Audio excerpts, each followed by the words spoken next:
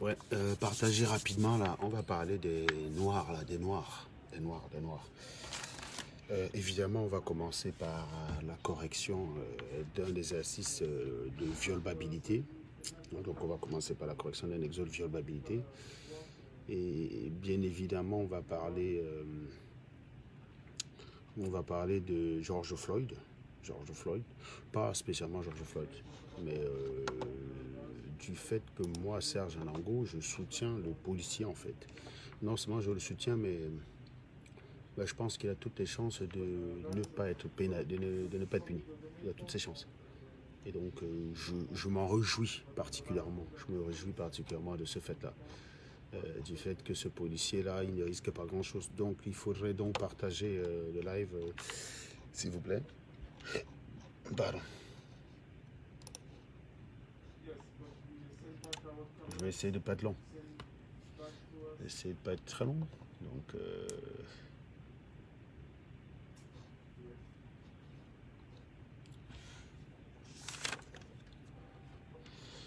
alors,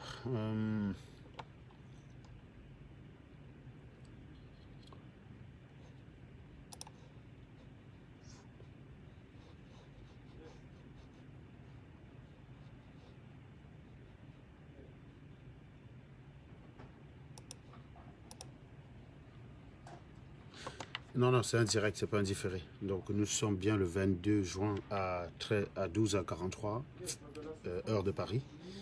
Donc, je vous confirme bien que c'est un live, ce n'est pas un différé, donc partagez. Et d'ailleurs, je tiens à vous dire que même si c'est un différé, vous partagez, parce que l'information est la même. L'information est la même, que ce soit un direct ou un différé.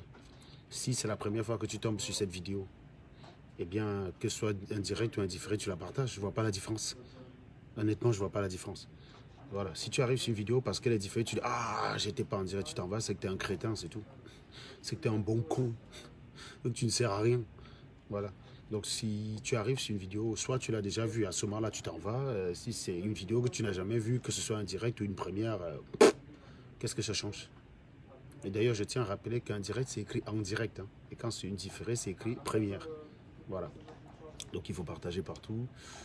C'est le réflexe que vous devriez avoir. C'est tout ce qu'on vous demande. On ne vous demande pas de partager parce que même quand on vous demande de cotiser...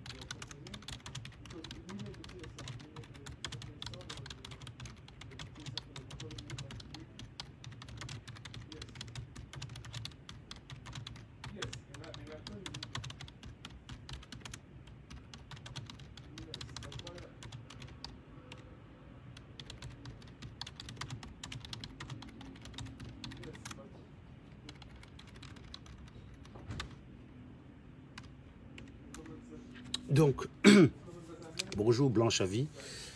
Le temps que les gens partagent, donc le temps que ceux qui ne comprennent pas grand-chose partagent, je vais revenir, comment dirais-je, Je vais revenir, donc vous savez que moi je suis quelqu'un, je vais toujours jusqu'au bout. Donc quand je donne un exercice, même si je sais que vous n'avez rien compris, même si je sais que beaucoup de personnes lisent mais ne comprennent rien, même s'ils ont fait ça à l'école, parce que beaucoup de gens vont à l'école et oublient ce qu'ils ont appris. Donc même si vous n'êtes pas capable de corriger, je le corrige. Parce que ça peut servir à beaucoup de personnes pour comprendre la vie. Donc je vous ai donné l'exercice suivant. En fait, c'est un constat en fait. C'est même pas un problème. C'est un problème qui est un constat. Moi, j'ai expliqué que dans la basse, je ne sais pas si vous voyez bien, j'ai expliqué que dans la basse, vous avez 60% de chômeurs, vous avez 45% des violeurs. Bon, j'appelle les membres de la base des viols-battants. Hein. On va les appeler désormais les viols-battants. Donc, vous avez 10% de ces viols-battants qui sont des escrocs. Donc, quand je dis escrocs, ça veut dire qu'ils sont à la fois chômeurs et violeurs. Vous voyez ce que je veux dire? C'est de ça qu'il est question. Donc, je définis ça plus tard, plus loin. Donc, question. Donc, vous avez ces éléments-là. On vous demande quelle est la probabilité.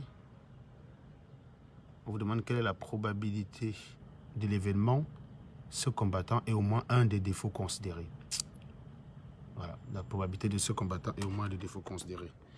Eh bien, si, voilà, donc voilà la correction. Regardez la correction. Hein? Donc, on dit 60 machin. Donc, ça correspond à cette représentation. Tout ce rectangle-là, c'est la basse. On dit que 60% c'est des chômeurs, 45% des violeurs.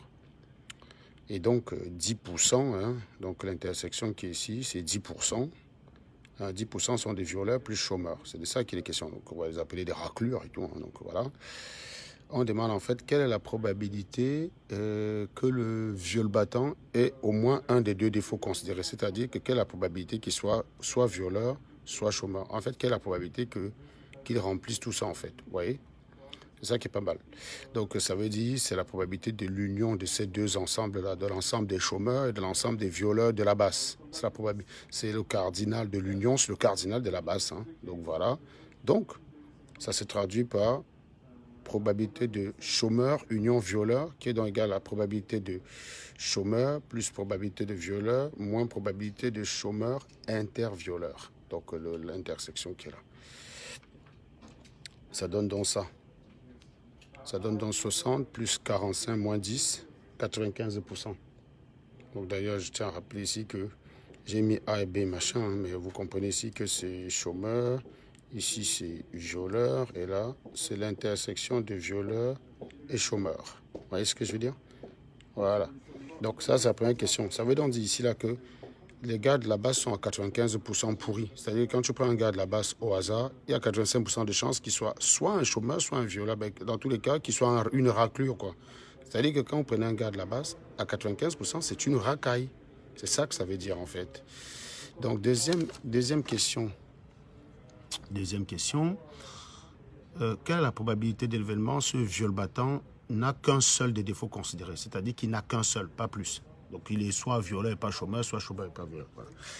Donc, ça veut dire en fait, ça veut dire que soit il est violeur et pas chômeur, donc C bar, ça veut dire pas chômeur, soit il est chômeur et pas violeur. Donc, V bar, ça veut dire ça. Donc, c'est la probabilité de ça ou ça.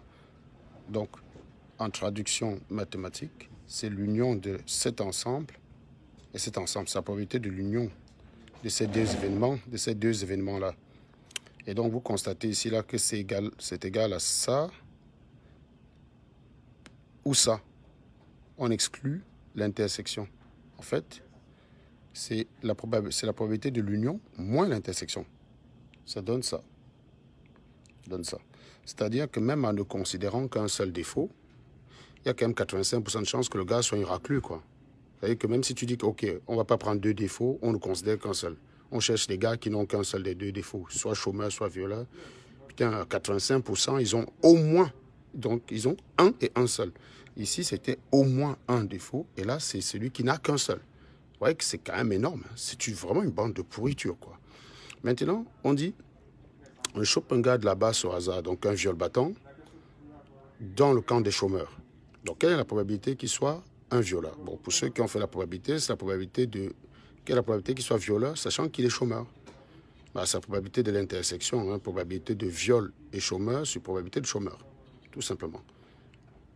Le nombre de chômeurs, la probabilité de violer les chômeurs, c'est 10%.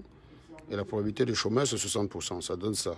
Ça donne 16%. En gros, ça veut dire que quand tu chopes un gars de la base qui est au chômage, la réalité, c'est qu'il y a 16,67% de chances qu'il soit un violeur.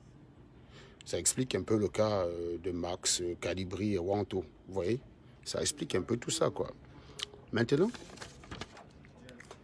on passe une expérience. On décide de répéter N fois la même expérience qui consiste à choisir un viol battant qui peut être soit un chômeur ou pas. Donc, la variable qu'on veut tester, c'est la variable chômeur. Donc, on veut savoir si c'est un chômeur ou pas.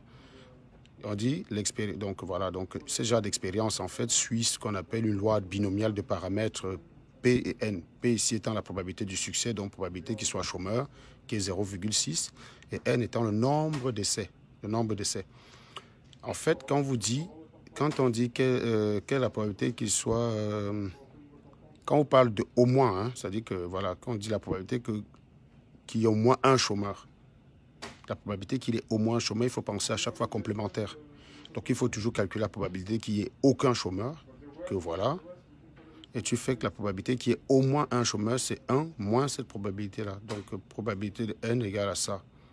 Et maintenant, on vous dit, ça c'est intéressant, ça veut dire que si tu fais l'expérience n fois, voilà la probabilité qu'il y ait au moins un chômeur, c'est ça. Maintenant, on vous dit, quel est le nombre n au bout duquel la probabilité qu'il n'y ait aucun chômeur soit inférieure à 10 puissance moins 3. C'est un truc de malade, ça. C'est-à-dire que quel est le nombre n pour que la probabilité qu'il n'y ait aucun chômeur soit inférieure à 10 puissance moins 3, c'est-à-dire une chance sur 1000. Vous voyez que c'est 8. En gros, dès que tu croises 8 membres de la base, la probabilité qu'il n'y ait aucun chômeur parmi est presque nulle, quoi. C'est-à-dire que c'est une chance sur 1000. C'est des chômeurs, je vous dis. C'est des chômeurs. Ils n'ont rien à faire de la vie. Ils n'ont rien à faire, ces gars-là. Donc, c'est des chômeurs. C'est pour ça. Je vous dis, les maths, c'est formidable. Hein. Voilà, c'est formidable, les mathématiques. Vous n'avez pas idée, quoi.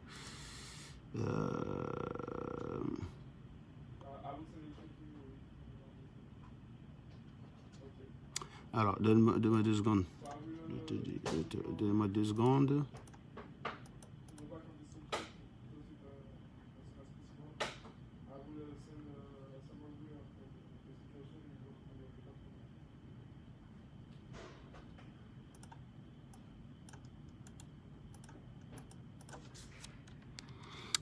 Continuez de partager.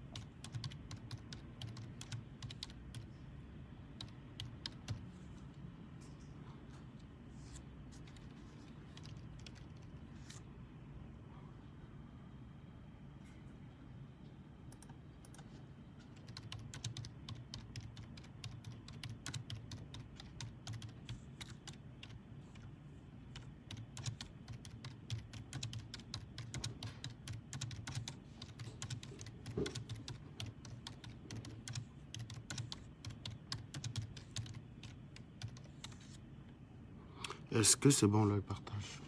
Je vais partager.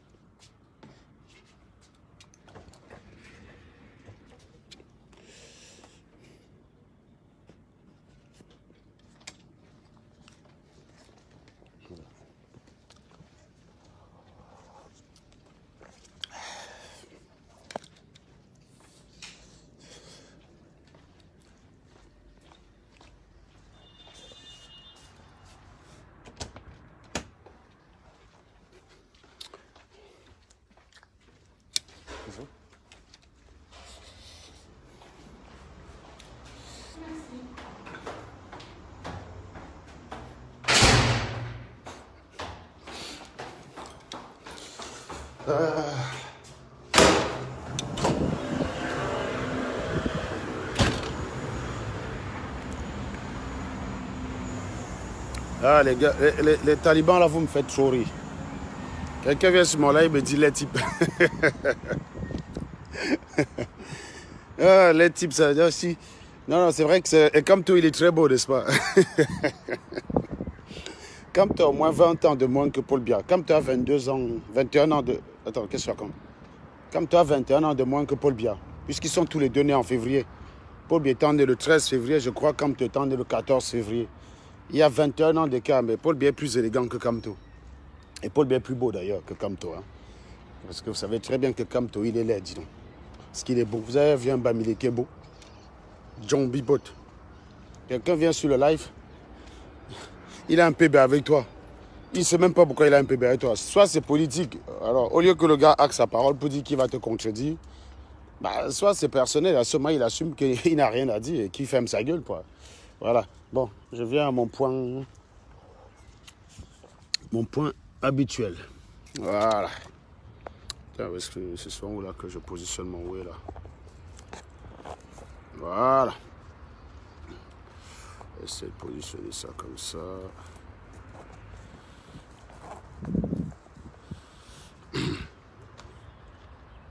Voilà. Est-ce que le volume est bon, les gars? Bon. J'étais en train de dire que j'ai fait une publication pour dire que je soutenais, évidemment très officiellement, le policier Derek Chauvin. Donc je soutiens Derek Chauvin. Et non seulement je le soutiens, ça ne dépend pas que de moi. Hein. Le système américain est formidable de ce côté-là. Donc Derek Chauvin, déjà, vous avez vu que les qualifications du crime, ça ne fait que descendre, non?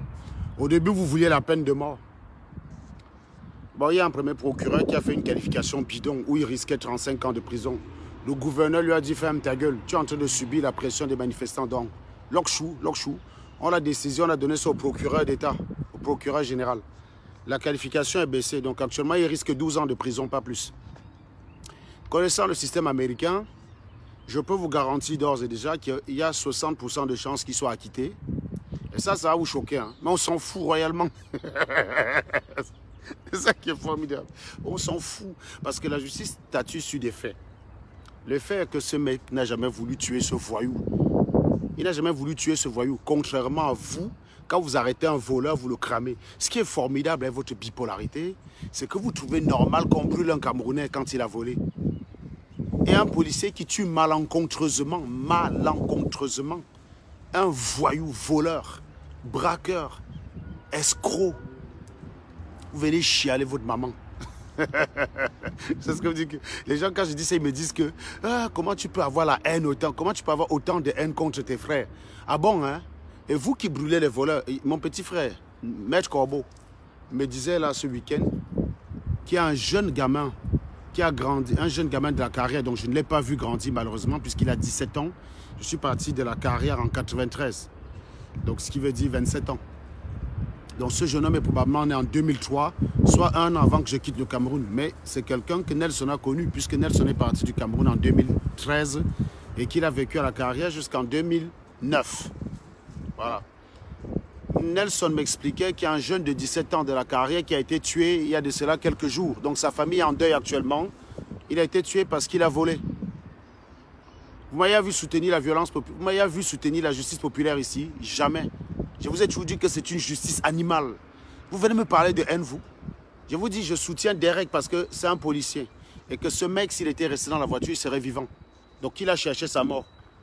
Quand tu cherches ta mort, je ne suis pas avec toi. Si on l'avait arrêté, resté calme, il serait vivant, connard. Voilà. Quand on t'arrête, lutte alors avec la police, non? Continuez de lutter avec la police parce qu'il y a trop. Vous savez que depuis que vous faites votre maman là, vous savez combien de personnes sont mortes depuis Derek? 18. J'ai un truc là où je fais le compte tous les matins. Le 26 mai, il y avait 474 morts tués par la police. Aujourd'hui, on a 492. Vous croyez que ça change quoi votre bavardage? Allez marcher alors toute votre vie, bande de crétins. À la fin de l'année, il y aura 1000 personnes que la police a buté. Allez, dis. À la fin de l'année, il y aura 1000 voyous que la police américaine aura liquidés. Vous allez faire quoi? Tu ne peux quand même pas dire que ça justifie la mort. Ben oui, je suis d'accord avec toi que ça ne justifie pas la mort. Mais commence d'abord par régler ça dans ton pays abruti. Les mecs, vous brûlez des gamins là-bas vivants. Vous brûlez des gamins au Cameroun. Tu arrêtes un petit gars qui a pris, je sais pas moi, vous le brûlez vivant. Le policier, au moins, il n'a pas tué exprès. C'est pour ça que je le soutiens. Il aurait tué intentionnellement, je ne serais pas avec lui. C'est un acte malencontreux. Un peu comme quand tu conduis ta voiture, hein, tu cognes un enfant qui a fait le con. C'est-à-dire qu'un enfant qui courait derrière un ballon, tu n'y es pour rien. Tu l'as tué, tu n'y es pour rien. On ne va pas demander qu'on te mette en prison à vie pour ça. Tu conduisais sur la route. Tu étais en train de faire ton travail. L'enfant jouait le ballon. Il a déboulé derrière un camion. Tu ne l'as pas vu, tu l'as renversé, il est mort. Donc tu mérites la prison à vie pour ça? Sérieusement? C'est que c'est la même chose que si tu avais enlevé cet enfant, tu étais allé l'exécuter. C'est pas la même chose. L'enfant est mort à la fin, ça c'est vrai. Mais c'est pas la même chose. C'est pas parce que vous râlez, vous criez, vous bavardez, vous tempêtez que ça va changer quoi que ce soit. C'est de ça qu'il est question. Derek Chauvin faisait son travail. C'est même une honte qu'il soit en prison. C'est même une honte. Et je suis sûr qu'il n'est pas en prison, pas parce que la justice a quelque chose de grave à lui reprocher. Il est en prison pour sa protection. Parce que vu comment vous êtes des sauvages et des givrés de la cervelle, il risquait gros peut-être à l'extérieur. C'est peut-être pour ça qu'on a mis sa caution à 1 million. Pour le protéger contre lui-même. Parce qu'il faut que les choses se calment. Vous avez commencé votre maman là avec Anthony Zimmerman. Anthony Zimmerman. Quand je disais qu'on va la quitter, on m'insultait pareil. Oh, regarde-moi un salopard, tu détestes la couleur noire. Voilà un noir qui déteste les noirs. Oh, machin. En fait, donc sous prétexte que dès que la victime est noire, je dois forcément être du côté de la victime et pas du côté du white. C'est ça, non? Et vous dites que les whites sont racistes. Pourtant, dans votre cause stupide là, il y a des blancs qui vous soutiennent. Pourquoi vous dites alors que tous les blancs sont racistes? Il n'y a pas de blancs qui soutiennent votre cause débile là? Hein? Il n'y a pas de blancs qui soutiennent cette cause d'idiot là? Il y a toujours des gauchistes idiots comme Mélenchon et autres là. C'est des crétins, qu'est-ce que tu veux que je te dise? Mais vous avez bien des blancs qui vous soutiennent, mais qui soutiennent votre cause noire. Et vous ne voulez pas que des noirs soutiennent aussi la cause blanche. Est-ce que le volume est bon, les gars? Est-ce que le volume est bon? Est-ce que le volume est bon? Partagez, s'il vous plaît. Vous partagez. Non, mais c'est incroyable ça. Mais oui, dans l'état du Minnesota, c'est autorisé, Irène. C'est ça le problème. Je te dis, ce mec-là, hein, s'il est en prison aujourd'hui, c'est juste parce qu'il y a tellement de gars dehors en furie. Il n'y aurait pas de gens dehors, on ne l'aurait pas mis en prison. Pas parce que le système américain est raciste. C'est un accident. Quand un père cogne un enfant, vous savez qu'au Cameroun, ça arrive qu'on mette souvent un papa qui a cogné un enfant en prison pour le protéger. On te met en garde à vue pour te protéger. Quand j'étais petit, le papa d'un ami a cogné une fois un enfant. C'était un très grand directeur de banque à Fumot. Il a cogné un enfant, l'enfant est mort. On l'a arrêté, on l'a amené au commissariat. C'était la faute de l'enfant. L'enfant a couru n'importe quoi, comment sur la route, il a cogné, il est mort. Mais les gens étaient tellement en furie qu'on voulait tuer le pater là. On a dû arrêter le pater là pour aller le garder quelque part d'abord. Donc la détention provisoire de Chauvin là, c'est d'abord pour calmer les esprits. Mais il n'ira pas en prison. Je vous dis, quand ça a commencé comme ça, il a fait Trayvon Martin. J'étais venu, il n'y avait pas encore de live, hein. C'était en 2010, il n'y avait pas encore de live, il n'y avait que Facebook commentaires. Quand j'ai dit ça ici, là, que Anthony Zimmerman n'aura rien, on m'a insulté. Et le jour qui n'a eu rien, eu, c'est moi qui ai insulté les gens. Anthony Zimmerman a eu quoi? Acquitté 2 ans de procès au cours desquels, pendant les 2 ans, vous étiez en train de pleurer sur Trayvon Martin. Il y a eu 10 101 noirs qui étaient butés par d'autres noirs. On vous demandait un seul nom, vous étiez incapable de dire. Voilà donc, je peux vous garantir que depuis que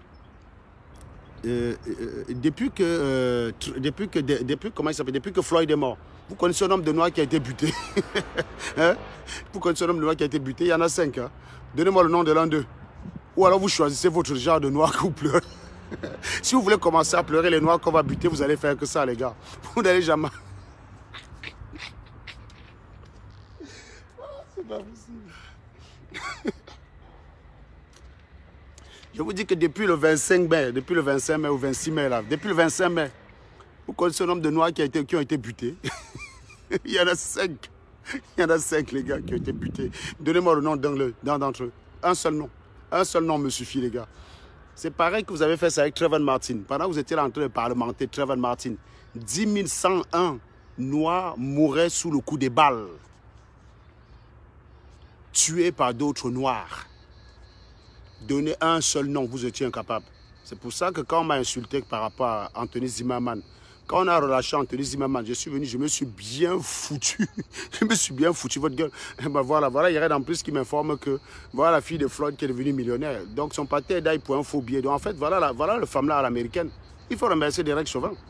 Le Joe là, il est mort parce qu'il a utilisé un faux billet de $20. Ça veut dire que sa fille n'avait aucun avenir.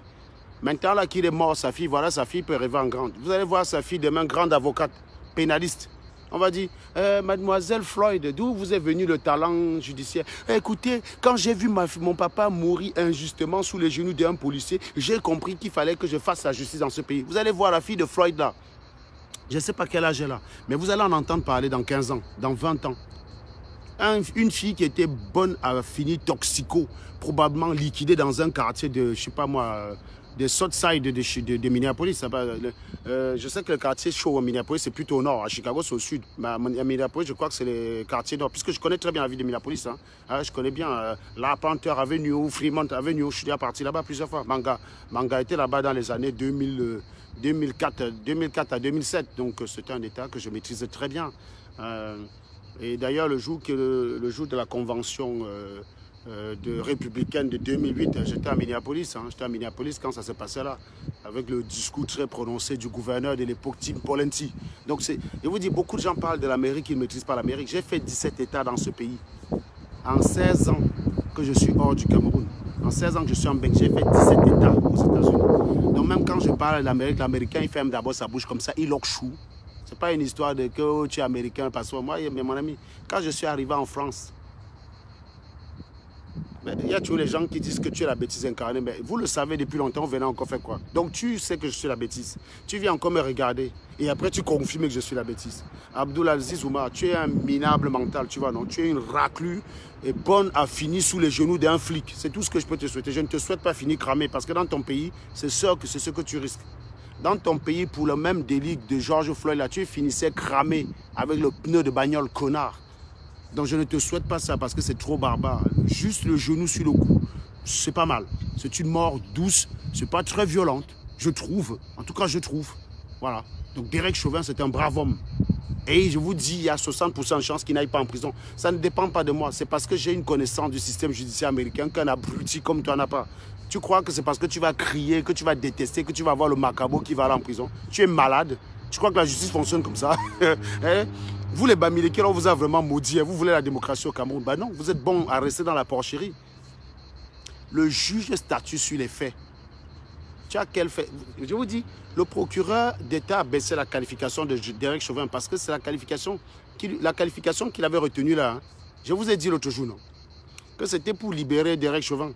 Quand ta qualification est tordue, un genre là, l'avocat, il est content. L'avocat qui en fait... Moi-même, je suis avocat, je libère Derek Chauvin. Je vous dis, moi, je vous dis non. Est-ce que je suis avocat? Mais moi, avocat, Derek Chauvin, je le libère, boum. Moi, avocat, Derek Chauvin, je le libère. Au lieu de m'insulter, demande-moi comment. Tu ne connais pas le système judiciaire américain comme moi. Et je vais même te dire, je vais même te donner un scoop.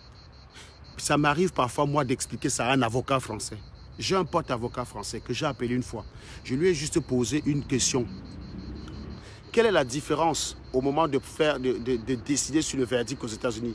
Quelle est la différence fondamentale entre les États-Unis et la France? Quelqu'un qui connaît les deux systèmes connaît la différence. Mais quelqu'un qui ne connaît que le système français, il est complètement paumé. La différence, elle est fondamentale. Quand il faut statuer, quand il faut lire le verdict aux États-Unis, quand il faut décider de l'issue d'un procès, quelle est la différence qu'il y a entre la France et les États-Unis? Commençons d'abord par là, parce que si vous venez sur ma page, il faut venir apprendre. Je vous dis que moi, Serge Anango, je vous libère Derek Chauvin. S'il va en prison, le jour là, c'est que son avocat est nul, c'est qu'on doit arrêter son avocat et pendre. Je vous dis que si Derek Chauvin va en prison, on arrête son avocat, on pend. Ou alors peut-être qu'il n'a pas eu les dos. Parce que s'il est soutenu, parce qu'il faut aussi soutenir Derek, c'est un brave flic. S'il est parfois violent et énervé, c'est qu'il en a marre de la racaille. Vous croyez que si j'étais policier, je pouvais garder mon calme devant un abruti? Hein? Vous croyez que je peux garder mon calme devant un calibri comme ça si je suis policier? Je tiens là, j'arrive là, je me lève le matin, je suis là pour protéger la ville de Paris. Je tombe sur un crétin qui menace de se cramer avec de l'eau tanguy. Ça appelle les pompiers. Vous croyez que je peux garder mon calme face à lui? Bah, c'est normal que Derek Chauvin ait 18 plaintes contre lui, connard. Moi-même, j'ai des plaintes contre moi parce que j'insulte beaucoup. Il y a des gens qui ont porté plainte. Hein. Il y a des gens qui ont porté plainte contre moi pour insulte. Mais ça ne veut pas une condamnation. Ce n'est pas parce que tu as porté plainte que j'ai été condamné. Donc Derek Chauvin, il est innocent. Son casier judiciaire est vierge. Et oui, mais moi, j'ai dit aussi des blâmes dans mon boulot. Ce n'est pas parce qu'il a des blâmes dans le boulot que ça veut dire qu'il est un tueur. Moi aussi, j'ai eu des blâmes dans mon boulot parce que j'ai un caractère de cochon. J'ai déjà été blâmé parce que j'ai fumé des gens dans mon travail. On m'a filé un blâme. Donc je suis aussi un tueur, quoi. Voilà. Je suis un tueur. Non, mais arrêtez ça. Hey, il a 18 plaintes. Il a 18 plaintes. 18 plaintes, le gros cul de vos mamans, connard. Moi-même, j'ai des plaintes aussi sur moi parce que j'insulte les gens sur Internet. Mais alors, c'est ça qui fait que je suis un tueur. Ça ne vaut rien au tribunal. Je dis bien rien. Par contre, l'autre là, il était condamné à combien de fois? Allez regarder son casier judiciaire. Ses condamnations commencent en 97. Je te dis que Derek Chauvin, je suis son avocat. Malgré la méconnaissance, parce que je ne dis pas, je ne prétends pas que je connais tout le droit américain. Mais je vous dis, je connais suffisamment pour dire que s'il a un bon avocat, il ne go pas en tôle. C'est tout ce que je vous dis. Mais est-ce que, mais Morel Dacheville, tu es con ou quoi? Mais que tu es boxeur, tu as tout dans le muscle, rien dans le cerveau. J'ai dit tout à l'heure que s'il l'avait tué exprès, j'aurais été contre lui. Il ne l'a pas tué exprès, idiot. Quand tu cognes un enfant sur la route, ça veut dire que tu l'as tué exprès. Derek Chauvin est dans la situation d'un homme qui conduisait sa voiture et qui a tué l'enfant, et qui a cogné un enfant. Il n'a pas tué exprès. Par contre, toi, dans ton pays, Morel, vous brûlez des gens vivants. Je viens de te dire là qu'il y a un gamin de mon quartier, 17 ans, qui a été tué il y a de cela quelques jours, pour vol. Pour vol, il a été tué pour vol. Il a eu raison. Commence d'abord par régler ça dans ton pays, abruti. C'est ça qui m'énerve sur des connards comme vous. Toujours à laisser ce qui se passe chez vous pour aller commenter ce qui se passe chez les autres. Ta maison est sale, tu ne la nettoies pas, tu vas regarder ce qui se passe chez les autres. Quand je combats la justice populaire, tu ne t'es pas allé m'attaquer à du Cameroun quand je combattais la justice populaire. Quand je disais que le Camerounais est sale, qu'il faut l'exterminer parce qu'il tue ses propres frères. Tu me parles de haine où? Tu me parles de haine où? Bah oui, mais alors quand tu n'écoutes pas, c'est bon, tu attends, le live fini et tu refais, ou alors tu m'appelles après, tu me poses des questions. Il faut pas, moi franchement, je déteste qu'on me prenne parole. J'explique quelque chose correctement, tu as encore un mec qui me ramène derrière. Sérieusement. Putain, si vous voulez qu'on vous respecte, respectez-vous. Est-ce qu'on ne tue pas dans ton pays pour vol? Tu dis, il a eu raison. Tu ne peux pas poser cette question-là, à moins que tu me prouves que toi-même tu combats la justice populaire. Je ne t'ai jamais vu faire. Quand je combattais la justice populaire, tu étais allé chez Ducamel m'insulter parce que je disais que les gros culs de la matière de gens, c'est tout ce que tu retenais de mon discours. Quand j'ai pointé la saleté, je pointais les voleurs que vous tuez. J'avais les mêmes photos dans le même groupe de photos que j'avais publié. C'est basé là-dessus que tu étais allé chialer chez Ducamel. Donc quand je combattais la justice populaire et la saleté, tu étais contre moi. Donc tu n'es pas digne de me demander, s'il méritait de crever ou pas. Un Watt peut me demander ça. Quelqu'un qui partage mes mêmes idéaux, à savoir combattre la justice populaire, peut me dire ça, oui. Il ne méritait pas de mourir, bien sûr, je suis d'accord. Mais encore faudrait-il que tu arrives à prouver que c'était l'intention. Même le procureur n'a pas retenu cette qualification-là. Donc fermez vos gueules, quoi. Vous n'êtes pas des procureurs, vous n'êtes pas des juges. J'ai dit même le procureur n'a pas retenu cette qualification. C'est bien que les faits sont là. Quand on enlève l'émotion, les faits sont là. Est-ce que Derek Chauvin voulait vraiment tuer George Floyd? Qui peut dire oui de façon objective à cette question? Dire oui de façon objective à cette question, c'est de démontrer au-delà du doute raisonnable que c'était son intention. Tu ne peux pas. Il n'y a que parce que tu es un idiot, que tu crois que parce que tu vas t'énerver. Non, le juge, il statue selon les faits, point. Voilà, ça c'est ce qu'il faut comprendre. Donc j'étais en train d'expliquer tout à l'heure qu'il y a une différence fondamentale entre le système judiciaire français et le système judiciaire américain. Est-ce que le volume est bon? Partagez, je vais vous donner la réponse. Partagez et vous allez comprendre la différence. Vous allez comprendre pourquoi, si Derek Chauvin avait été en France, il avait plus de chances d'aller en prison en France qu'aux États-Unis, ce qui est paradoxal. En France, Derek Chauvin, c'est sûr, il n'y avait aucun moyen qu'il échappe à la prison. Ça, c'est sûr et certain. Mais aux États-Unis, il a toutes ses chances de ne pas aller en prison. Ça ne tient pas du racisme. Ça ne tient pas du fait que les Américains sont racistes et les Français le sont moins. Ça n'a rien à voir. Ça tient du système judiciaire. Et quand vous ne connaissez pas documenter, vous faut bien fermer votre gueule. Parce que beaucoup de gens parlent de l'Amérique, mais ils ne connaissent rien à l'Amérique. Parfois, même ceux qui y vivent, ils ne connaissent pas parce qu'ils vont comparer à quoi. Demande à un Américain comment statue le verdict. Il ne peut pas te dire. Raccrochez de mon direct là, non. Vous prenez votre téléphone, vous appelez un gars qui est aux États-Unis. Grand, comme tu es aux États-Unis, là, tu connais un peu le droit. Il va te dire, oui, je connais le droit américain. Oui, sur quelle base on statue sur un verdict aux États-Unis? Tu vas voir, si tu réponds correctement, tu m'appelles, je te donne 500 €. C'est des connards, ils ne connaissent pas. Voilà, il y a une différence fondamentale. Si le volume est bon, partagez, parce qu'on n'a pas beaucoup de temps. Hein. C'est tout. Moi, je m'énerve sur Morel d'Archeville. C'est pas que j'ai un problème avec lui. Je dis ça, c'est quelqu'un qui m'a combattu quand je combattais la justice populaire. Lui et Ducamer a changé, hein. Ducamer a évolué, je ne sais pas lui. Mais en tout cas, j'ai suffisamment de légitimité pour que tu ne me soupçonnes pas de détester ou de soutenir ce genre de choses. Je ne suis pas quelqu'un qui me contredit. Je suis contre la justice populaire. Mais un voyou qui cherche, il trouve. Ce connard-là, il restait dans sa voiture, il sera en vie. Et encore remercier le policier Derek Chauvin parce qu'on me dit là que sa fille est devenue milliardaire. Mais sa femme peut avoir demandé le divorce. Tu ne connais pas ce qui est dans son couple, Ulrich de Valence. Sa femme, c'est une salope. Sa femme, c'est une salope. Et le fait que sa femme ait demandé le divorce ne pèse en rien sur le procès, connard. Sa femme, j'ai dit, le divorce de sa femme n'a aucune espèce d'impact. Même l'avocat, même le procureur ne pourra même pas utiliser ça contre lui. L'avocat aura beau jeu de dire objection, votre honneur. Et l'objection sera retenue, connard. C'est comme ça que ça marche. Quand vous ne connaissez pas fermer votre gueule, le fait que sa femme demande un divorce n'est pas un argument, ce n'est pas un élément à charge. Ce n'est pas un élément à charge que sa femme demande le divorce. D'accord? C'est vous qui pensez que quand ton ami te lâche dans une situation, c'est un élément à charge. Un peu comme quand j'étais contre la base tout seul et que toutes les salopes faisaient des directs pour m'attaquer. Vous dites, oh, on t'a lâché, on t'a lâché. C'est vous qui croyez que c'était un élément à charge, mais ce n'est pas un élément à charge. Sa femme, c'est une salope. Et je pense que sa femme voulait partir depuis. Elle a trouvé juste ce prétexte. C'est une salope. Tu ne connais pas comment ça se passait dans leur couple. Peut-être qu'il était violent dans leur couple. Hein. Et là encore, ça, c'est une autre histoire.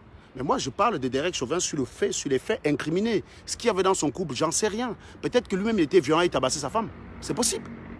Mais moi, je dis Derek Chauvin, sur ce pourquoi il est incriminé, il ne mérite pas la prison. Voilà. Donc, ne nous perdez pas. Ne nous perdez pas. Sa femme a profité pour se barrer. Un peu comme quand les gars ont commencé à m'attaquer dans la base. La plupart des salopes dans la base qui faisaient genre qu'il y avait trop mot se sont retournés avec la base en croyant que c'était là-bas qu'il y avait plus chaud. Aujourd'hui, elles sont très embarrassées parce qu'elles ne savent plus comment faire. Tous ces gars-là qu'ils ont défendus, déjà après avoir bien chié sur eux, ils ont décidé de quitter ils ont décidé de quitter soi-disant le combat. Maintenant, elles sont comme ça, elles sont orphelins, elles ne savent plus où aller. Eh bien, c'est comme ça. Le fait d'être lâché par toute ta bande, par des anciens alliés, ce n'est pas un élément à charge contre toi. Le fait d'être lâché en masse par des anciens alliés ne signifie pas que tu as tort. Ça ne m'impressionne pas. Ça ne m'impressionne pas. Même si je dois défendre mon point de vue en quoi j'y crois, seul, contre tous. Je suis fort. J'ai assez de force. Les alliés ne me servent à rien. Ils sont simplement là pour le décor. Je recommence. Mes alliés ne me servent à rien. Ils sont simplement là pour le décor. Je ne compte jamais sur eux. Je m'engage dans un truc quand j'ai la plénitude de mes moyens. Je ne peux pas compter sur les gens. Je ne peux pas compter sur les gens. Quand j'ai la plénitude de mes moyens, je m'engage. Donc que si Guignols, qu'une Guatrus Joufflu décide de m'abandonner, qu'est-ce que ça change sur mon programme? Hein? Les vraies personnes avec qui je suis réellement, les vraies personnes qui comptent pour moi dans cette affaire, c'était mon petit frère, c'était mes petits frères, et c'était là. Est-ce que vous avez vu l'un des partis? Non, le reste, je ne les ai jamais croisés. Karine, qu'est-ce que vous voulez que je foute avec elle? Qu'est-ce que vous voulez que je foute avec ma feu? Je n'ai jamais croisé. Voilà une salope qui m'explique un jour que je vais venir à Paris avec mes enfants pour aller à Disneyland. Et puis un matin, elle m'appelle simplement, elle me dit qu'elle vient à Paris. Presque, elle venait presque ce jeudi. Non, l'histoire là. Non, mais sérieux, je ne l'ai jamais rencontrée. Donc, qu'est-ce que vous voulez que ça me foute? Donc, comme quelqu'un fait un live sur Facebook pour dire que je me désolidarise d'Anango, genre Anango est foutu, quoi, c'est ça? Non, mais hein? Voilà maintenant vos arguments. On vous dit condamner Derek sur la base de ce qu'il a fait. Vous me dites que même sa femme l'a quitté. Mais sa femme est juriste, connard.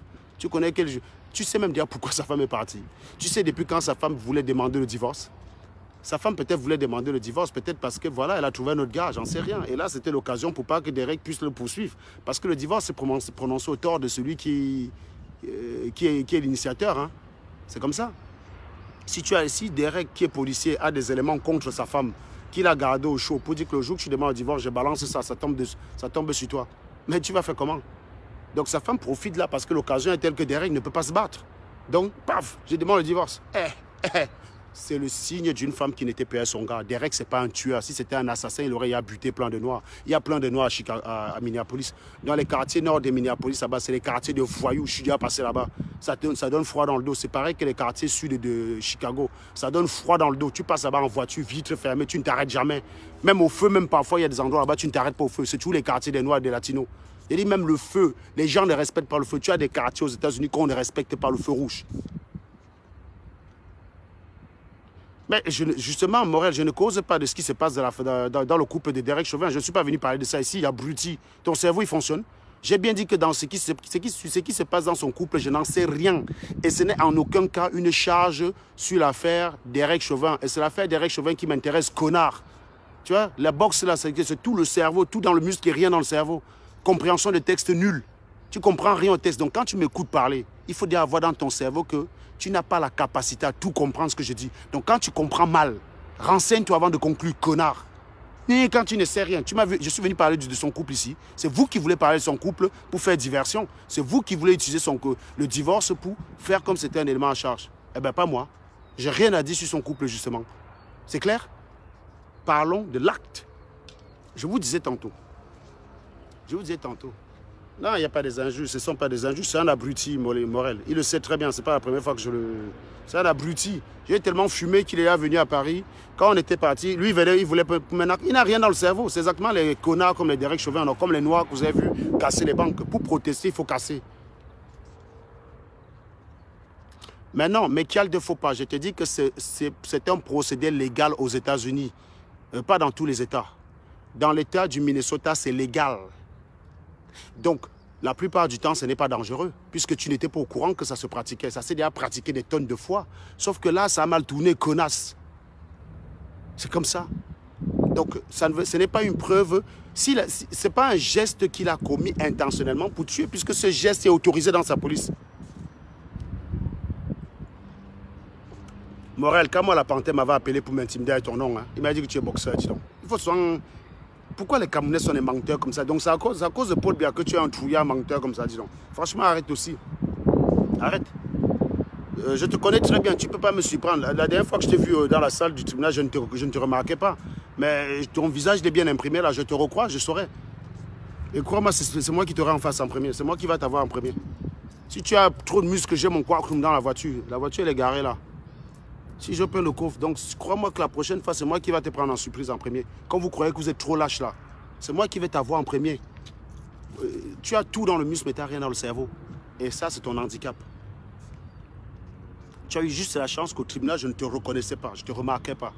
Parce que je ne traite pas, je n'ai pas dans les...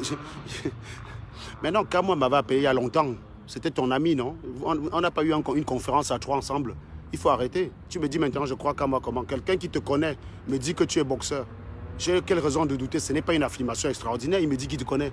Il m'aurait dit que tu es capable de voler de tes propres ailes. Que tu as les ailes, tu voles comme un oiseau. Ça, c'est extraordinaire. Je n'aurais pas cru. Mais là, je n'ai aucune raison de ne pas croire. Hein? D'autant plus que sur ta page, on voit bien des championnats de boxe. Donc tu veux nier quoi? Tu veux nier le gros cul de ta maman, connard. Bon, moi, tu continues, je vais te bloquer. Hein, parce que tu commences un peu à devenir saoulant. Tu deviens lourd là. Donc je reviens maintenant sur l'affaire en question. Il y a toujours des connards comme ça là qui ne comprennent rien pour te ramener en arrière. Donc je dis ici, au cas où ce n'est pas très clair, je soutiens Derek Chauvin, policier valeureux. C'est un valeureux policier. C'est un soldat qui aime son pays. Il aime tellement son pays que les voyous l'insupportent. Eh bien, ça tombe bien, j'ai le même sentiment que lui. Est-ce que ça veut dire qu'il faut les tuer forcément? Bah non, il n'a pas le droit de les tuer.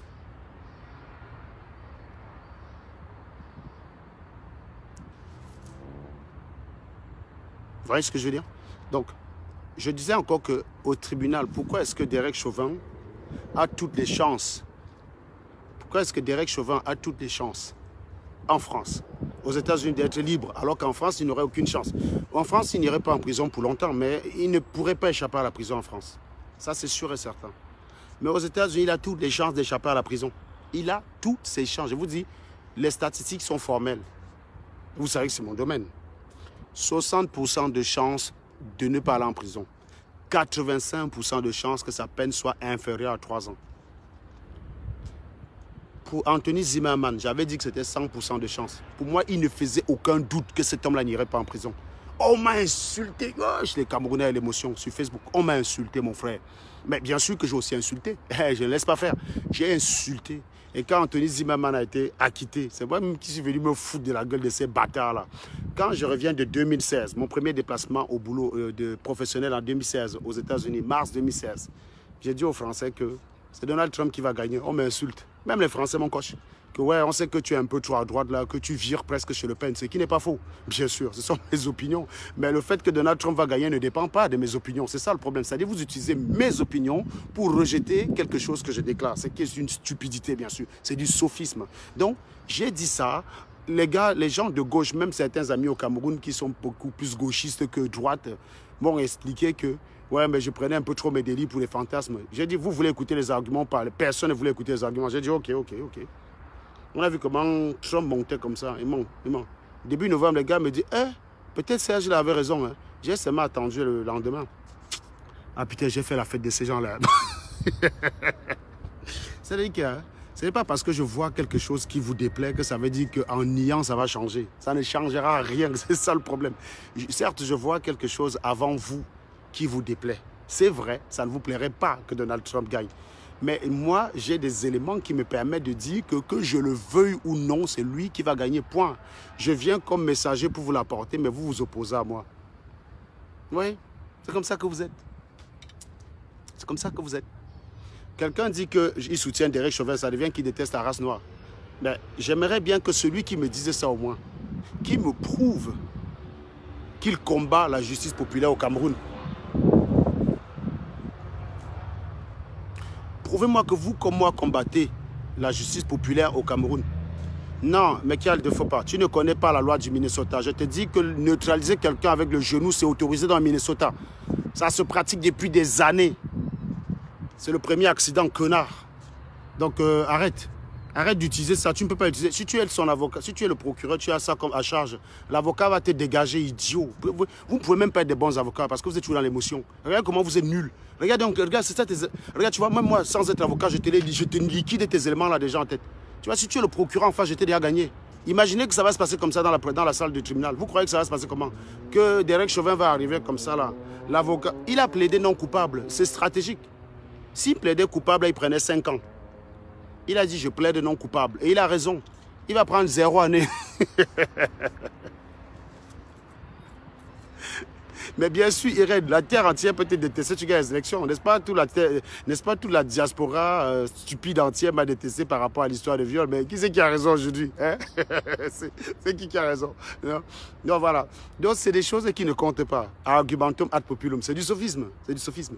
Donc, j'étais en train de dire que quand tu vas... Donc, tu vas dire que toi et moi, là, le machin, là,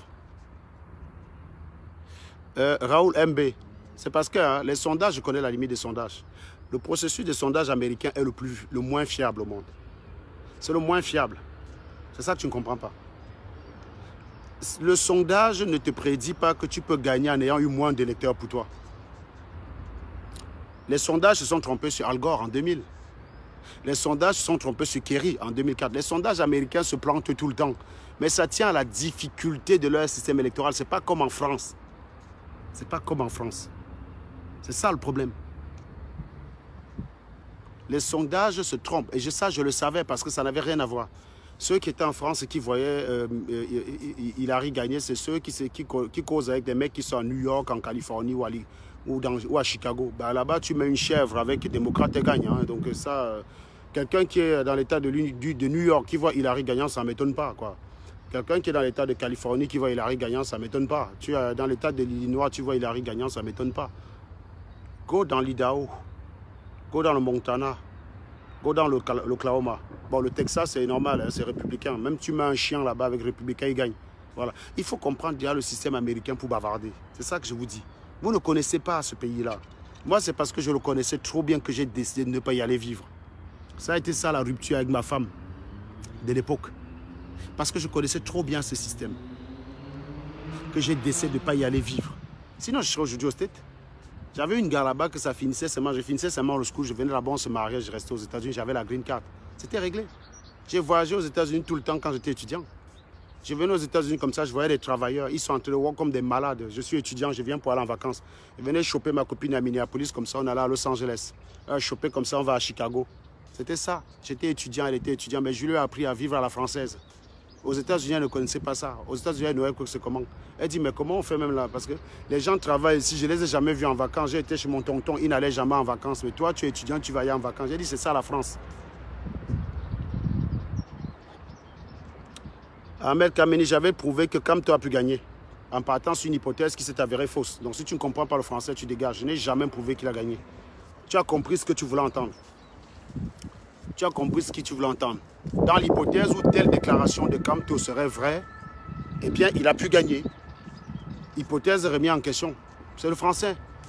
C'est le français technique. Je peux comprendre que ton cerveau de Bamileke, tueur de femmes, ne te permette pas de comprendre ça.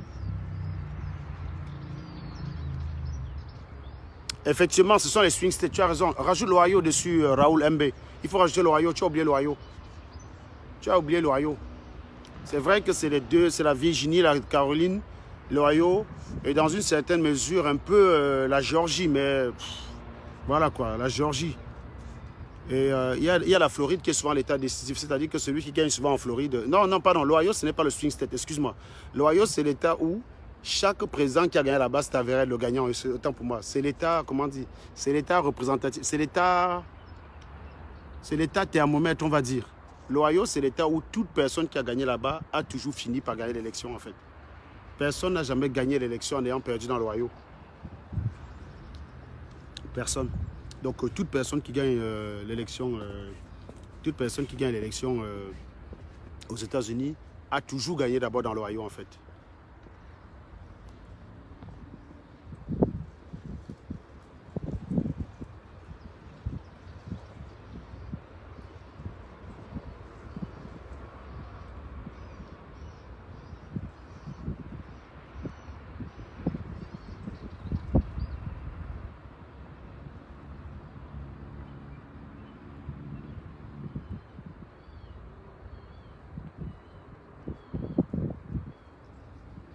Daniel Bidias, appelle-moi au téléphone par vidéo après. C'est très intéressant. Appelle-moi par téléphone après. Tu vois, il faut m'appeler parce que c'est du déclaratif ce que tu fais là. Tu m'appelles en vidéo et on se parle, toi et moi. Tu vois ce que je veux dire? Tu as le numéro de cette page là, tu appelles dessus par WhatsApp. Je l'ai à mon bureau, donc tout à l'heure après le direct, je l'aurai. Ah, c'est l'Iowa, c'est ça, pardon. Tu as raison, c'est ça, c'est l'Iowa. Donc l'Ohio, c'est bien un swing state, hein. C'est bien un swing state, autant pour moi. Voilà. Donc bref. Donc, conclusion, pour vous laisser, je ne vais pas vous laisser quand même sur votre faim. La différence sur la façon de prendre de statut aux États-Unis à la France, c'est qu'à la France, le juré fonde son avis sur son intime conviction. Et le juré aux États-Unis fonde son avis au-delà du doute raisonnable. Ça implique deux conséquences totalement différentes. Je vous laisse réfléchir aux conséquences et dans un prochain direct, je vous expliquerai en quoi, aux États-Unis, il est bien plus difficile de condamner une personne qu'en France, contrairement à ce que vous croyez. C'est-à-dire qu'aux États-Unis, je vais vous expliquer. Quand quelqu'un est condamné, hein, c'est que le gars aime, mon frère. Je vous dis, aux États-Unis, c'est plus compliqué de condamner qu'en France. Ça, c'est ce que vous ne connaissez pas, parce que vous ne connaissez pas le... Hein, vous ne knowez pas. En France, le juré statue suivant son intime conviction. Aux États-Unis, le juré statue au-delà du doute raisonnable. C'est-à-dire que son intime conviction, rien à foutre. En France, quelqu'un peut te condamner parce qu'il croit. Un juré peut dire tu es condamné, tu es coupable parce qu'il croit que tu es coupable. Bah oui, les preuves sont minces. Le procureur, il a été un peu nul. L'avocat a été bon. Mais moi, comme je ne sens pas la tête du gars là, je le condamne. Ça vous renvoie à ce qu'on appelle aussi l'effet halo. Si vous voulez, on peut en parler plus tard. Il y a quelqu'un qui me dit 1 heure sans vue. Le matin, il y avait 450 vues. Tu étais où? Tu n'étais pas là. C'est sur une nouvelle page. 1 heure sans vue. Est-ce que ça change quoi sur ce que je dis? Hein? Ça sera désormais moins que ta vue puisque tu ne pourras plus jamais commenter sur cette page. Donc, pour vous dire qu'aux États-Unis, le juré, il statue au-delà du doute raisonnable. En anglais, on dit beyond the reasonable doubt. En France, c'est sur la base de l'intime conviction. Donc, tu convaincs la majorité des jurés, tu as gagné. Aux États-Unis, tu dois convaincre tous les jurés. Tu dois leur enlever le doute. C'est même pas que tu vas leur convaincre. Parce que quand tu es convaincu, tu as quand même une part de toi qui a du doute. Parfois, je peux être convaincu de quelque chose, mais il y a une part de moi qui doute. Donc, je peux condamner quelqu'un en doutant en France. Aux États-Unis, je ne peux pas. En France, malgré mes doutes, tu peux arriver à me convaincre. Aux États-Unis, tu ne dois pas le convaincre. Tu dois enlever tous les doutes possibles. C'est plus compliqué de condamner quelqu'un aux États-Unis qu'en France. Notez-le bien. Mais vous ne le savez pas parce que vous êtes des crétins. Parce que vous êtes des abrutis. C'est la différence fondamentale qu'il y a entre les deux systèmes.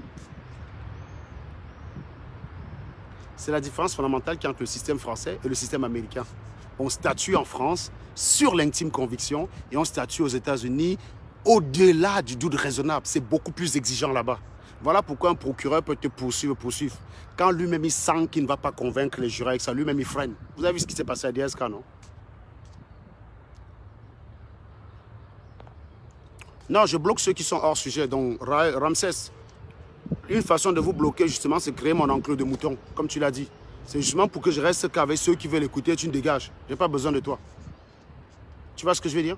Et c'est exactement ce que je fais. Tu me reproches en me conseillant de faire quelque chose que je suis justement en train de faire. Dans ton référentiel d'abruti à toi, être mouton veut dire quelqu'un qui a son cerveau qui fonctionne et qui ne soutient pas Maurice Kamto. Tu vois, dans notre référentiel, nous, c'est l'inverse. Donc, tu vois, quand je te bloque, je suis en train de constituer mon enclos de mouton. Donc, ton conseil correspond exactement à la situation. Donc, tu ne pourras plus commenter, connard. Ils sont parfois un peu tarés, ces gars du MRC. Il vient d'abord, première question. Tu es avocat. Que je sois avocat ou pas, ce que je dis est vrai ou pas vrai. Point. C'est là où il faut parler. Que je sois avocat ou pas, nul n'est censé ignorer la loi abrutie. On n'a pas dit dans le code pénal que nul n'est censé ignorer la science. Si je te parle de Bernoulli, tu ne connais pas, ce n'est pas grave. Mais si je te dis que voler, ce n'est pas bien, c'est interdit par la loi, si tu ne connais pas, il y a un problème. Donc tu dois connaître la loi. Et quand tu voyages souvent dans divers pays, c'est quand même pas mal de savoir, de connaître un peu la loi. Si je voyageais beaucoup en Russie, je peux vous garantir que je vous parlerai aussi avec la même exemple de la loi russe. Voilà. Donc si tu vis dans un pays, tu ne t'intéresses pas à la loi, c'est que c'est ton problème, gars.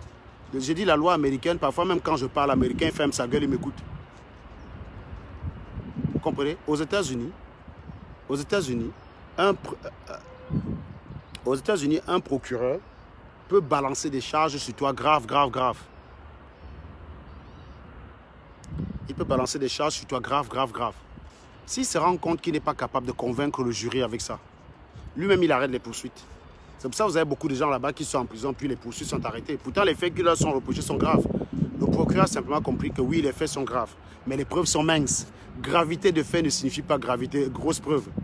Les preuves ne sont pas proportionnelles à la gravité d'un fait. Des faits peuvent parfois être très graves et les preuves minces, comme des faits peuvent être très relativement graves. Et tu as qu'une montagne de preuves, c'est-à-dire que les preuves apparaissent par paquet de 12. C'est ça que ça veut dire. Donc, ça ne change rien. De procureur, parfois, quand il sent qu'il ne peut pas confier le juré, il arrête parce que sinon, il dépense l'argent de l'État pour des procès qu'il a perdus. Et quand il veut se faire réélire, ça ne marche pas. Parce que oui, beaucoup de crétins parmi vous ne savent pas qu'aux États-Unis, le juge, le procureur, c'est quelqu'un qui est élu. C'est quelqu'un qui a fait droit, il est d'abord avocat, il a son cabinet d'avocat. Puis un matin, il se présente à l'élection, il gagne l'élection, il est juge. C'est comme ça que ça marche aux États-Unis. Hein? Il est procureur. Donc il y a des procureurs qui swingent entre le bureau du procureur et les cabinets d'avocats, tu vois. Il est d'abord procureur. Il commence sa carrière comme assistant du procureur. Puis il ouvre un grand avocat. Quand il a la renommée nécessaire qui va bien, il se présente au poste de procureur. Et il gagne. Il devient le procureur lui-même. Donc il n'y a pas un procureur, ce n'est pas comme en France où il sort de l'ENM. Pour être procureur en France, tu dois sortir de l'ENM, École nationale de magistrature. Voilà, un procureur, c'est un magistrat. Mais là-bas, c'est la même formation, procureur et avocat. C'est la même formation. Voilà. Donc les deux se croisent comme ça, ils sortent. Ils savent que d'un moment à l'autre, celui qui est même avocat, là, un jour, c'est lui qui va devenir procureur. D'ailleurs, tenez, le procureur de Nafissatou Diallo, l'avocat de Nafissatou Diallo, là, Kenneth Thompson, il est mort en 2015. Mais vous savez ce qu'il était devenu entre-temps? Procureur de l'État, procureur de Brooklyn. Procureur de Brooklyn, tu vois. Il était avocat en 2011, au moment de l'affaire Nafissatou Diallo. Et en 2015, quand il mourait, il était procureur. Il s'est présenté, l'affaire Nafissatou Diallo lui a donné une renommée internationale. Il s'est présenté à l'élection de procureur et il a remporté. Voilà. Et quand le procureur perd son élection, il retourne en cabinet d'avocat. Donc c'est un système qui n'a rien à voir avec le système français. C'est un système qui n'a rien à voir avec le système français. Un procureur, il est exactement comme un avocat là-bas. Il n'est pas avantagé. Vous êtes devant le juge, vous avez le juré qu'il faut convaincre. C'est tout. Il n'a aucun avantage par rapport au... Alors qu'en France, le procureur, tu as le procureur, tu as l'avocat général. Donc tu as le procureur qui va venir te poursuivre. Tu as l'avocat général qui va faire son réquisitoire. L'avocat général, c'est aussi un procureur. Hein. Il fait son réquisitoire pour dire, compte tenu de la gravité de tout ceci, je demande au juré de condamner cet homme à une peine de 30. Donc l'avocat général suggère même la peine au juré en France. Et parfois, les jurés suivent, parfois ils modifient un peu. Mais les jurés vont rarement contre l'avocat général. Donc pour dire que c'est bien plus facile en France de condamner quelqu'un qu'aux États-Unis, contrairement à ce que vous pensez. Les Américains sont violents, c'est des criminels. C'est pour ça qu'ils sont majoritairement en prison. Ce n'est pas parce que le système judiciaire les condamne facilement. Je vous dis, condamner quelqu'un aux États-Unis, c'est compliqué. C'est très compliqué. Regardez le procureur de l'État du Manhattan. Quand il arrête DSK, DSK risque 74 ans. Pour finir relâché, pour finir abandon de poursuite. Oui, vous avez vu quelqu'un en France qui risque 74 ans d'abandon de poursuite contre lui? Jamais. Jamais. Tu risques 74 ans de prison après un abandon de poursuite contre toi? Non. En France, il y a une chance de te condamner. On va même peut-être te condamner même à 20 ans ou même à 15 ans, mais on va quand même te condamner. Aux États-Unis, quelqu'un qui risque 74 ans de prison, le procureur relâche les poursuites. Le procureur lui-même lâche les abandonne les poursuites. Ça ne vous fait pas réfléchir 2 secondes? Ça ne vous fait pas réfléchir 2 secondes? On n'est pas à l'abri qu'un matin on se lève, on voit que le procureur de l'État du Minnesota a décidé d'abandonner les poursuites contre Derek Chauvin. Par contre, les Mbéré qui étaient avec lui, eux, ils méritent plus sa punition. Parce qu'ils étaient 4. Qu'une personne se trompe, d'accord. Que les 4 qui étaient autour là, ne voyaient pas que le Joe était en train de mourir, ça c'est un problème. Ça c'est un problème. C'est eux-mêmes qu'il faut même punir. Parce que Derek Chauvin, un bon expert en psychiatrie, peut venir leur expliquer qu'il était dans une autre dimension. Et ça existe. Je ne suis pas expert psychiatrique, je ne suis pas expert en psychiatrie.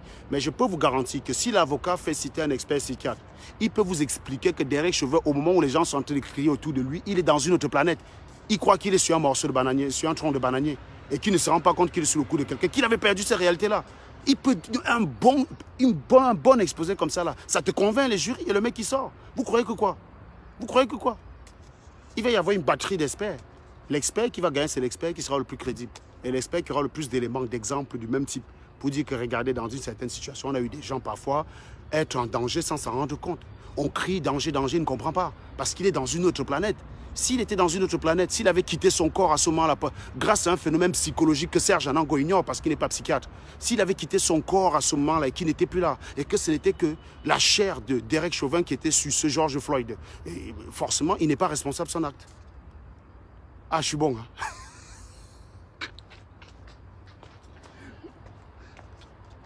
Voilà donc ce qui va se passer dans le prétoire. Ça ne va pas être facile, les gars. Ça ne va pas être facile. D'accord? Moi, je suis pro-Derek. Moi, je suis toujours du côté du policier. Il y a quelqu'un qui dit, qu'est-ce que tu en sais des différents États de la Confédération américaine? Est-ce que tu sais que la situation politique du moment, Avatar, de constituer isomètre? Bah, la tienne de Joseph, qu'est-ce que tu as alors apporté comme contribution à ce débat? Donc, tu viens, tu poses une question débile, auquel tu n'apportes aucune réponse, mais tu te précipites de me traiter d'avatar, de schizophrène. Tu es juste venu m'insulter, c'est ça en fait. Hein? Tu as 150 personnes là que tu peux éclairer par ta connaissance des 2 États. Au lieu d'éclairer ces gens-là, mais comme tu ne parles que pour Serge Anango, parce que tu t'élèves le matin, ta vie est tellement merdique que ton objectif c'est de dire quelque chose sur Serge Anango et tout ça pour être ridicule à la fin, tu vois. La personne qui est... Ouais, toi, tu es froissé du cerveau, tu es torché du cerveau, man. Voilà. Puisque tu parles pour rien dire. Tu viens de poster un commentaire de 10 lignes pour ne rien dire.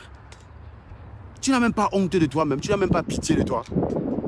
J'aurais aimé, par exemple, que dans ton commentaire, je vois des spécificités que tu relayes, justifiant que je puisse avoir tort. Je peux voir Einstein développer les équations de la relativité générale. Et venir dire, qu'est-ce que tu en sais? Qu'est-ce que tu en sais? Qu'est-ce que tu en sais? Avatar de constipé mental, ça a la même valeur de vérité. Si j'arrive à convaincre un jury scientifique avec ça que les travaux d'Einstein sont nuls, moi-même je serai le premier surpris, connard. On ne vous a même pas appris à débattre. C'est-à-dire vos parents on vous a simplement appris à aller nettoyer la porcherie, à aller attacher les chèvres. Voilà tout ce qu'on t'a appris dans ta jeunesse. T'exprimer, on ne t'a pas appris, connard. Et quand tu ne sais pas t'exprimer, il faut te cacher. Hein? Tiens de Joseph. Comme par hasard, un bamileke. J'ai juste à tout moment. Voilà. Bon, je crois que j'étais assez clair concernant l'affaire George Floyd. Je pense que vous avez le droit de ne pas comprendre mes positions parce que vous êtes con. Ce que j'attends de vous, c'est que vous ayez des arguments pour me dire que j'ai tort. Celui qui va venir me parler de haine, eh bien, je vais simplement lui répondre avec toute la cordialité qui est la mienne. Ben, le gros cul de ta maman, connard. Hein? Va parler de haine à ceux qui tuent les enfants parce qu'ils ont volé une tomate. Va parler de haine à ceux qui tuent une personne parce qu'il a volé une moto. Va parler de haine à ceux qui brûlent un voleur parce qu'il a volé un téléphone. Va parler de haine au Cameroun à ceux qui te tabassent des gars à la latte. Tout simplement parce que celui-ci a oublié de payer en partant. Va parler de haine aux gens qui sont capables de tuer quelqu'un dans un marché pour un ordinateur portable. Va leur parler de haine. Quand tu auras fini de parler à ces gens-là, tu pourras venir me parler, moi. Soutenir Derek Chauvin ne veut pas dire que je justifie la mort de George Floyd. Ça n'a rien à voir. Mais comme tu es bête, tu fais le lien. Mais tu es responsable, connard. Est-ce que le volume était bon? Si le volume était bon, allez, pluie de cœur le temps que je parle. Allez, stand ovation, les gars. Stand ovation, les gars. Je m'en vais là, je m'en vais. Je m'en vais, stand ovation, les gars. Les cœurs, je m'en vais. Allez. Je veux voir ça remplir l'écran, Voilà. Donc, si vous voyez mes bons, vous repartagez évidemment avant de quitter ce live. Et puis, on se retrouve à la prochaine, mes chers amis. Hein? Voilà. Donc, quand toi, tu vas voir mes positions par rapport à Derek Chauvin, tu pourras comprendre quelles sont-elles. Et puis, ne va pas venir dire, oh, un noir qui déteste les noirs. Toi, si tu aimes un voyou, quand il finit sur les genoux d'un policier, mais que tu l'aimes moins, quand il vient chez toi braquer avec une arme, c'est que tu es un bipolaire. Moi, dans les deux cas, je ne préfère pas, je n'aime pas le voyou. Je n'aime pas le voyou, que ce soit au lever, au midi, au soir. Je n'aime pas le voyou. Voilà. Toi, tu préfères le voyou quand il est sous le genou d'un policier, en train de crever. Tu dis, ah non, c'est un être humain, je l'aime bien. Mais quand il vient chez toi braquer à la main, tu demandes qu'on le brûle vivant dans ton quartier. Donc, tu es un bipolaire, man. N'imposez pas votre bipolarité aux gens. Je n'aime pas le voyou, point. Que ce soit un blanc. Vous croyez que je soutiens Marc Dutroux? Marc Dutroux, c'est un fils de pute. On devrait l'attacher, le pendre par les couilles. Pourtant, il est blanc. Vous voyez? Pour moi, c'est le voyou. C'est vous qui cherchez la couleur de peau. Parce qu'il est noir, il faudrait que moi, en tant que noir, je le soutienne. Eh bien, écoutez ceci. Je suis noir et je ne suis pas George Floyd. Je suis noir et je ne suis pas Adama Traoré. Est-ce que c'est clair pour vous? Ces gens-là, il n'y a que la peau qui nous unisse. C'est un critère très mince. C'est un critère très mince. Vous, il n'y a pas que la peau qui vous diffère du blanc. Ce n'est pas que la peau. Il y a tout qui vous diffère. Il y a tout. La seule chose que j'ai en commun avec la plupart des racailles de ce type, c'est la couleur de peau. Mon cher, je ne suis pas comptable de ça. Je ne vais pas subir leurs affres et leurs défauts à cause de la couleur de peau. Hein? La seule chose que vous avez en commun avec moi, c'est la couleur de peau. Vous avez quoi d'autre en commun, vous les abrutis là? Vous n'avez rien en commun. Vous êtes des animaux. Vous ne savez pas vous exprimer. Regardez là. Il y a quelqu'un qui dit le gros cul de ta maman. Ben, très bien. Après, vous allez dire que c'est moi qui insulte. Hein? C'est ça le problème, c'est que vous le faites et vous vous plaignez encore en premier. C'est ça qui est incroyable. Un autre, là, Daniel Reed sauté. Il a regardé tout le direct et il me dit, va te faire foutre. Sur ma page. Non, mais tu es sûr que tu es normal, toi. Tu vois, justement, il n'y a que la couleur de peau qui est en commun entre toi et moi. Le reste, non. Et je vais te dire, entre toi et l'animal, il n'y a que la morphologie de différence. Le reste, tu es animal. Tu n'appartiens pas au règne des êtres humains. C'est pour ça que je te dis que ce n'est pas parce que tu es moins dans la couleur de peau que ça veut dire que tu es un être humain à part entière. Non, tu ne peux pas être un être humain à part entière, man. Tu vois, non. Tu n'es pas un être humain à part entière. Pour moi, tu n'es pas un être humain à part entière. Parce qu'il n'y a que la couleur de peau. Ça ne suffit pas comme critère, c'est mince. Et toi, il n'y a que la morphologie avec laquelle tu me ressembles. Le reste, tu es plus proche d'un animal. Tu ne sais même pas t'exprimer, Daniel Rissoté. Tu ne peux même pas assumer ton nom tellement tu as honte. Tu n'as pas envie que ton sale caractère, ta mauvaise éducation, ton côté domestique qui a raté, parce que tu es un animal qu'on n'a pas su domestiquer. Cet échec de domestication-là, parce qu'on ne peut pas parler d'éducation avec vous, on parle de domestication. Ça a raté, tu ne peux pas l'assumer. Hein, tu viens t'appeler Rissoté. Après, vous dites que vous êtes trop courageux, bande de crétins. Allez, mes chers amis, si le volume est bon, plus de partage et encore plus de cœur. Stand the ovation pour le procureur et quand. C'est normal que je connaisse comment ça se passe aux États-Unis, parce que je suis un procureur, man. Je ne suis pas un général qui ne sait pas tirer les armes. Je suis un procureur qui sait aussi manipuler l'arme. Donc, venez.